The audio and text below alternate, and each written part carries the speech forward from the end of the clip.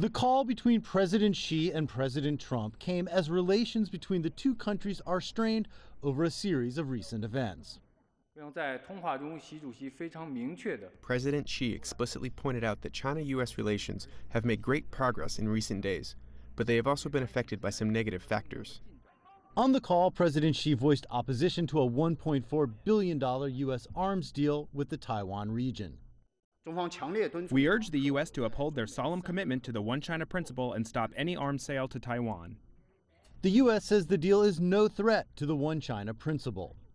There's no change, I should point out, to our longstanding One China policy, which is based, as you all know, on 3 joint communiques on the Taiwan Relations Act. Over the weekend, the U.S. sent a warship through Chinese-claimed waters in the South China Sea. The Pentagon calls it a freedom of navigation operation, but China says it is illegal and threatens peace and stability in the region.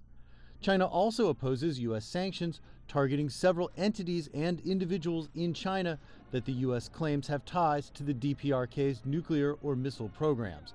China opposes any sanctions beyond those put in place by the UN Security Council. Despite these challenges, President Xi is focused on getting the China-U.S. relationship back on track. President Xi also pointed out that the two sides should stay committed to the general direction of China-U.S. relations and focus on cooperation, adhere to the principle of mutual respect and mutual benefit, handle our differences properly in order to enable our relationship to achieve positive outcomes. Later this week, Trump and Xi will join other leaders at the G20 summit. China has laid out 3 economic expectations for the summit.